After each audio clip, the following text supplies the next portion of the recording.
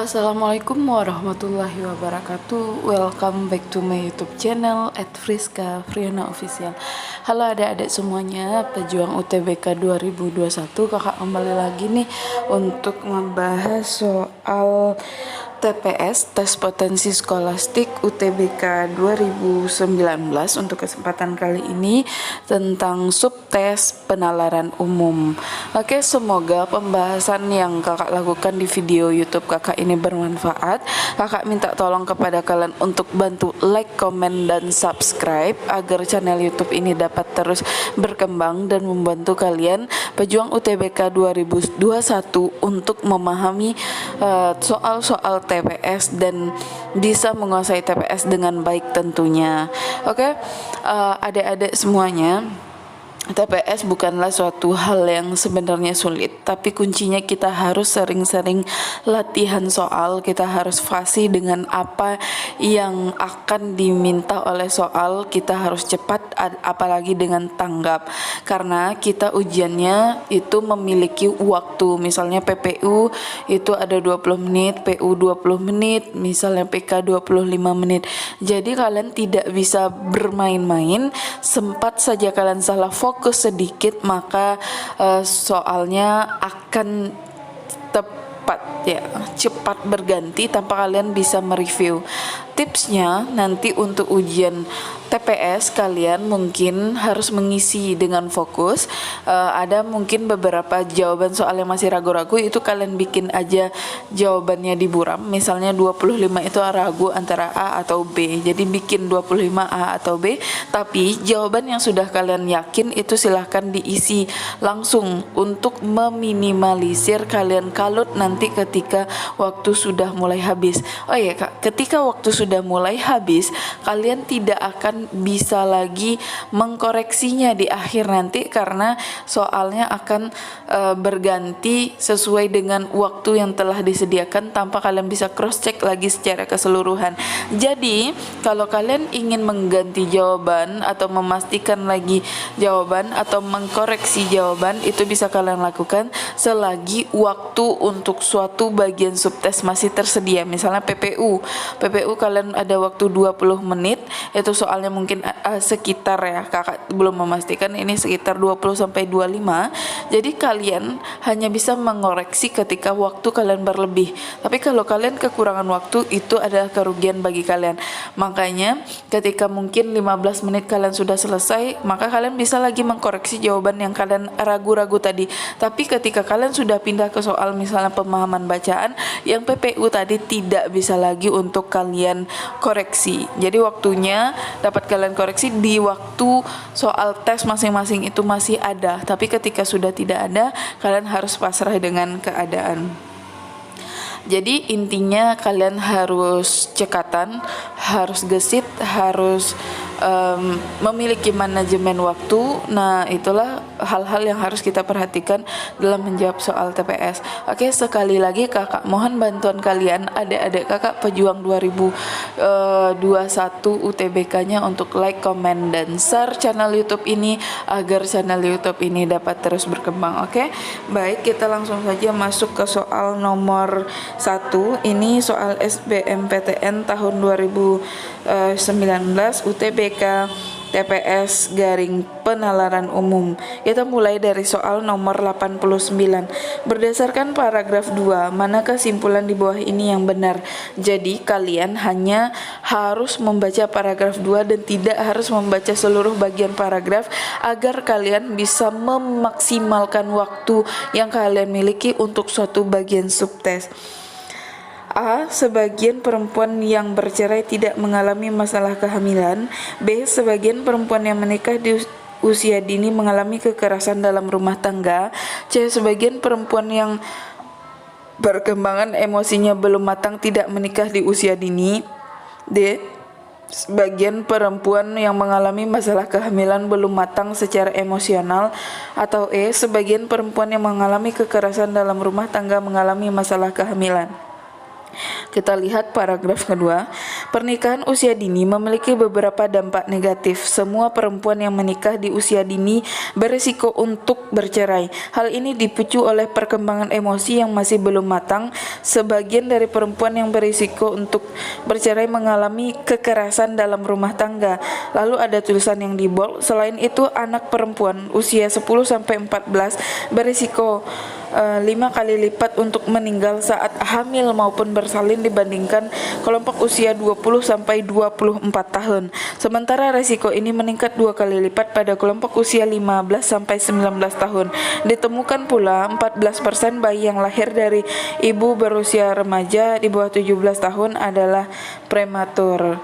Nah, jadi apa jawabannya guys? Dari bacaan yang kita sudah baca di paragraf 2 itu, jawaban yang tepatnya adalah ini pembahasannya ya. Simpulan itu adalah pernyataan umum yang sesuai dengan isi teks dan dapat dikatakan sebagai pernyataan penting yang mampu mengikat atau mencakup kalimat-kalimat yang kita bacakan tadi. Paragraf 2 membahas dampak negatif dari pernikahan dini. Yang satu tentang resiko, yang kalimat 2 tentang berisiko untuk meninggal ibu hamil, yang ketiga berisiko bayi yang dilahirkan prematur. Yang tadi itu langsung ya, kalimat pertama di paragraf 2 itu berisiko cerai karena perkembangan emosi yang belum matang dan berisiko bercerai karena mengalami KDRT. Jadi kesimpulan isi paragraf 2 itu yang tepat adalah yang B. Sebagian perempuan yang menikah di usia dini mengalami kekerasan dalam rumah tangga karena langsung saja di sini kita lihat intinya kalimat kedua dalam paragraf, kalimat ketiga lah jatuhnya, itu ditekankan sebagian besar perempuan yang sangat berisiko untuk bercerai mengalami kekerasan rumah tangga. Jadi kesimpulannya di sini ditekankan isi kalimatnya tentang dampak negatif. Kenapa dampak negatif perkawinan usia dini itu lebih difokuskan kepada KDRT yang akan dialami oleh orang-orang yang melakukan pernikahan di usia dini. Oke, sampai di sini kalian paham. Kita lanjut nomor 90. Simpulan apa yang dapat ditarik dari paragraf 3? Berarti ini kakak tekanan sekali lagi yang kalian harus baca hanya paragraf ketiga. Di sini A. Semakin tinggi penghasilan wanita, semakin tinggi kemungkinan untuk tinggal di kota besar. B. Jika pengetahuan wanita mengenai dampak pernikahan dini semakin tinggi, wanita lebih memilih berkarir dibandingkan menikah. C. Jika pengetahuan wanita mengenai dampak pernikahan usia dini semakin tinggi, keputusannya untuk menikah di usia dini dapat dicegah. D. Semakin tinggi penghasilan wanita, semakin tinggi pengetahuannya terhadap dampak pernikahan dini. Atau E. Semakin tinggi kemungkinan wanita tinggal di kota, semakin tinggi pengetahuan mengenai dampak pernikahan dini. Nomor 90 pembahasannya seperti ini. Simpulan yang dapat ditarik dari paragraf ketiga itu adalah itu menjelaskan tentang kontribusi pengetahuan akan dampak pernikahan dini terhadap sikap dalam pengambilan keputusan untuk menikah pada usia dini. Semakin kecil pengetahuan wanita akan dampak pernikahan dini, sikap terhadap pernikahan dini semakin negatif. Akhirnya keputusan mereka untuk melakukan pernikahan dapat dicegah. Tadi bukan semakin kecil ya, tapi semakin tinggi pengetahuan wanita, maka niatnya untuk menikah itu dapat dicegah. Nah, di sini itu dapat kalian temukan dalam kalimat paragraf ketiga, tapi kalimat 1, 2, kalimat ketiga. Bunyinya seperti ini. Ketika seorang perempuan memiliki sikap negatif terhadap pernikahan usia dini, terus ada koma, keputusan mereka untuk menikah dapat dicegah. Jadi kesimpulan yang tepat itu adalah yang C. Kita lanjutkan nomor 91. Baik, nomor 91 berdasarkan paragraf pertama, mana kesimpulan di bawah ini yang paling mungkin benar? Itu A. Fenomena pernikahan usia dini menjadi permasalahan di semua negara dunia. B. Fenomena pernikahan usia dini di Indonesia mengalami tren yang ada di dunia, mengikuti trennya. Yang C. Fenomena pernikahan usia dini di Indonesia sangat berbeda dari negara-negara lain. D. Indonesia merupakan negara berkembang yang jumlah pernikahan usia dininya paling banyak. Atau E. Indonesia merupakan negara dengan kejadian pernikahan dini yang tergolong sangat tinggi. Jawaban untuk nomor 91 itu kan paragraf pertama itu membicarakan fenomena pernikahan dini yang masih banyak di negara berkembang. Indonesia menempati urutan 37 dari 158 negara dan urutan kedua di Asia Tenggara. Jadi, kesimpulan yang paling mungkin benarnya adalah yang E. Indonesia merupakan negara dengan kejadian pernikahan dini yang tergolong tinggi. Kalau yang A itu di sini yang A menjadi permasalahan di semua negara di dunia. Ya, kalau di negara maju enggak. B, pernikahan usia dini mengikuti tren dunia. Enggak tren juga, karena di negara maju pernikahan usia dini enggak menjadi tren. Yang C, fenomena pernikahan usia dini sangat berbeda dengan negara-negara lain. Di Indonesia beda enggak sih, hampir sama ya. Yang D, Indonesia merupakan negara berkembang jumlah paling banyak. Kalau paling banyak enggak, tergolong tinggi iya. Makanya kita ambil jawabannya yang E. Nomor 92, berdasarkan paragraf pertama lagi nih, apa yang paling mungkin terjadi di Malaysia? A, menempati urutan jumlah kasus pernikahan dini yang lebih tinggi daripada Indonesia. B, memiliki persentase perempuan menikah pada usia dini yang lebih tinggi daripada Indonesia. C, memiliki angka perceraian yang sangat tinggi pada usia muda. D, jumlah pernikahan dini mengalami peningkatan yang lebih tinggi daripada Indonesia. Atau E, jumlah perempuan yang menikah di usia muda tergolong tinggi. Nah, jeng apa jawabannya guys? Nah, di sini kita lakukan dulu pembahasan. Di negara-negara ASEAN, Indonesia menempati urutan kedua setelah Kamboja. Fenomena pernikahan dini. Maksudnya di dalam fenomena pernikahan dini, posisi tersebut tentunya bisa berubah tergantung bagaimana perkembangan pola pikir masyarakat dan perkembangan tingkat pengetahuan masyarakat di setiap negara. Malaysia dan Indonesia termasuk negara berkembang. Jadi, kesimpulan yang paling mungkin benar untuk paragraf pertama tentang Malaysia adalah yang E, jumlah perempuan yang menikah di usia muda tergolong tinggi, karena kata kuncinya Malaysia juga tergolong negara berkembang. Oke adik-adik, sampai di sini paham? Kalau tidak paham silahkan komen. Sekali lagi kakak minta jangan lupa untuk bantu like, komen, dan subscribe ya. Kita lanjutkan nomor 93. Baik, kita masuk ke nomor 93. Manakah pernyataan di bawah ini yang tidak mendukung kalimat bercetak tebal pada paragraf kedua? A, remaja berusia 17 tahun lebih banyak yang sudah menikah dibandingkan usia 20 tahun. B, remaja usia 20 dan 24 memiliki kemungkinan yang sama meninggal saat bersalin. C, lebih banyak wanita 21 tahun yang meninggal saat bersalin dibandingkan 17. D, lebih banyak remaja berusia 17 tahun yang meninggal saat hamil dibandingkan 24 tahun. Atau E, lebih sedikit remaja berusia 22 tahun yang meninggal saat hamil dibandingkan 17 tahun. Nah, jadi langsung saja kakak melakukan pembahasan terhadap jawaban nomor 93 di sini. Yang A itu remaja berusia 17 tahun lebih banyak yang menikah dibandingkan 20 tahun. Ini tidak sesuai dengan konteks isi yang dibicarakan dalam teks. Kenapa? Karena di sini tentang fakta tentang remaja berusia 17 tahun cuma seperti ini. Ditemukan pula 14% bayi yang lahir dari ibu berusia 17 tahun adalah prematur. Jadi nggak ada dia bilang remaja 17 lebih banyak yang menikah, nggak ada. Yang B, remaja berusia 20 dan 24 memiliki kemungkinan yang sama meninggal saat bersalin. Ya, kita skip dulu ya. Berarti kalian tahu tandanya kenapa kakak skip. Nah, yang C, lebih banyak remaja berusia 21 tahun yang meninggal bersalin dibandingkan 17 tahun. Pernyataan ini berlawanan karena di sini yang dibahas itu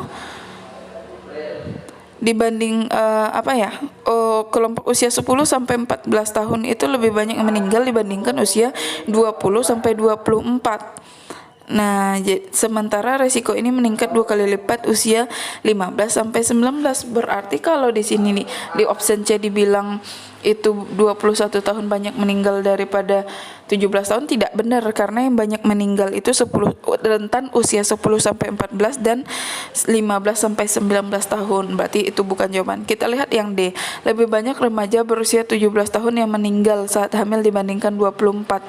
Ini juga sesuai ya. Lalu kita lihat yang E, lebih sedikit remaja berusia 22 tahun yang meninggal saat hamil dibandingkan 17 tahun. Ini juga sesuai. Kita lihat yang kita skip yang B tadi, remaja berusia 20 dan 24 tahun memiliki kemungkinan yang sama meninggal saat bersalin. Ini juga sesuai karena walaupun sedikit kategori 20 sampai 24 yang meninggal, tapi masih ada yang meninggal.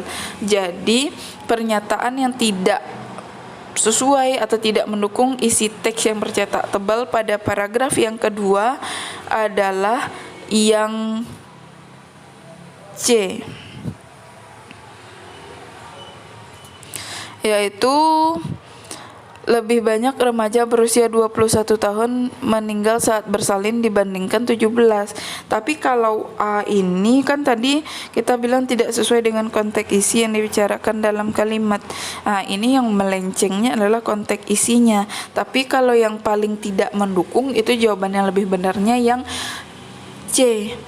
Karena dia benar, kalau yang 17 lebih banyak yang menikah, dia nggak ada membicarakan. Jadi ini kalau seandainya jawaban yang dicari lagi jawaban yang misalnya yang benar selain yang C, itu baru yang A. Tapi yang A itu isinya tidak sesuai konteks, karena 17 itu cuma dibilang melahirkan prematur, bukan menikah. Makanya kita ambil yang paling tidak mendukung kata yang bercetak tebal itu adalah yang C, dimana itu lebih banyak meninggal dibilang dibandingkan usia 17 tahun. Di sini memang lebih sedikit yang meninggal di usia 21 dan 17 itu melahirkan prematur. Nah, kita lanjutkan nomor 94.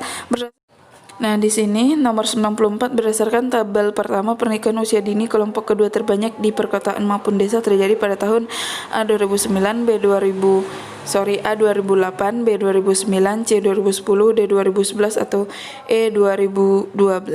Nah, jawabannya yang benar itu adalah pada tabel pertama urutan pernikahan usia dini yang tertinggi ke terendah itu perkotaan 2009 1,6, 2010 1,5, 2011 1,4, 2008 1,3, 2012 itu 1,2. Kalau di pedesaan datanya 2008 4,1, 2010 3,4, 2009 dan 2011 3,2, 2012 2,5.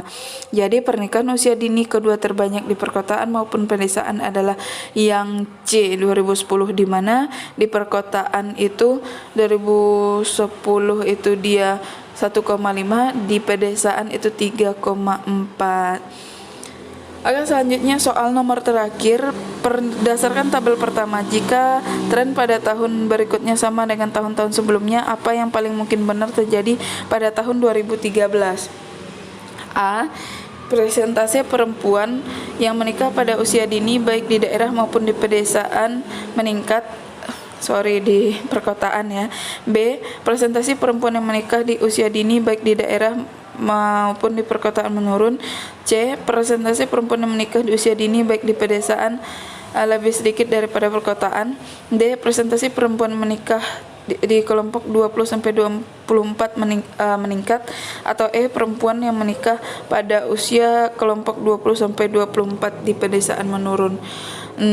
Pembahasan jawabannya adalah tabel 1 menggambarkan presentasi usia 20 sampai 24 yang menikah sebelum usia menurut daerah tempat tinggal. Jadi tabel tersebut menggambarkan presentasi pernikahan perempuan usia dini.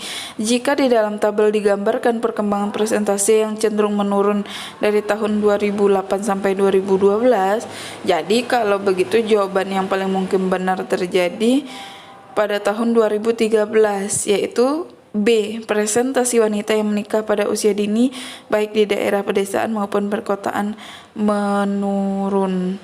Kenapa? Karena dari data tabel itu nanti kakak fotoin atau kakak share, itu dia tahun 2013 belum ada.